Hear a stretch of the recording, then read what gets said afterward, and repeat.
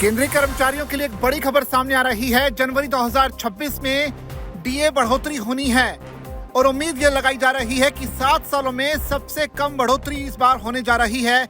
इसका मतलब ये हुआ कि 58% से अब बढ़कर 60% तक डीए होने वाला है, यानी मामूली सी बढ़त इसमें होने की संभावना है, जिसे 7 साल में सबसे कम भी बताया जा रहा है। ये खबर सामने आ रही है क्योंकि दिसंबर 2025 में 7वां वेतन आयोग खत्म होने जा रहा है, लेकिन इसी वेतन आयोग के तहत सरकारी कर्मचारियों का डीए और डीआर बढ़ाया जा सकता है। सरकार साल में 2 बार महंगाई भत्ता बढ़ाती है। इस समय डीए बेसिक पे का 58% है।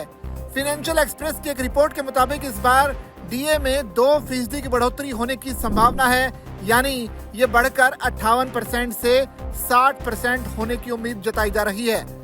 फाइनेंशियल एक्सप्रेस की एक रिपोर्ट के मुताबिक केंद्र सरकार के कर्मचारियों और पेंशनर्स को नए साल में अपनी सैलरी में मामूली बढ़ोतरी से ही संतोष करना पड़ सकता है। सेवारत कर्मचारियों और पेंशनर्स के लिए 1 जनवरी 2026 से मिलने वाले महंगाई भत्ते और महंगाई राहत में रिवीजन सिर्फ 2% पॉइंट होने की संभावना है, जिससे डीए 58% से बढ़कर लगभग 60% हो जाएगा। अगर केंद्र की मोदी सरकार डीए में 2% की बढ़ोतरी करती है तो ये 60% हो जाएगा, और अगर ऐसा होता है तो ये 7 साल में सबसे ज्यादा समय में डीए में की गई सबसे कम बढ़ोतरी होगी।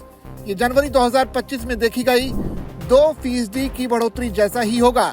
ये जनवरी 2026 का डीए रिवीजन सिर्फ एक रूटीन बढ़ोतरी नहीं है, बल्कि ये 7वें वेतन आयोग साइकिल के बाहर होगा।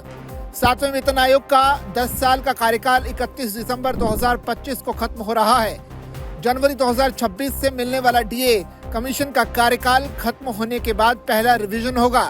8वां वेतन आयोग बन गया है, लेकिन इसके टर्म्स ऑफ रेफरेंस में कोई साफ लागू होने की तारीख नहीं बताई गई है।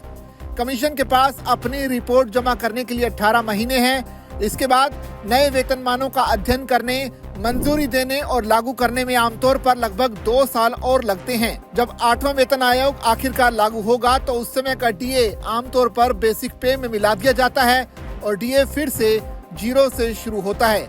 इसका मतलब यह है कि अगले 4 डीए हाइक जनवरी 2026, जुलाई 2026, जनवरी 2027 और जुलाई 2027 ये तय करेंगे कि नए पे मैट्रिक्स में आपकी रिवाइज्ड बेसिक पे कितनी ज्यादा होगी।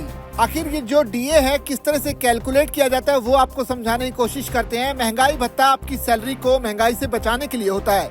इसे all India consumer price index for industrial workers का इस्तेमाल करके कैलकुलेट किया जाता है।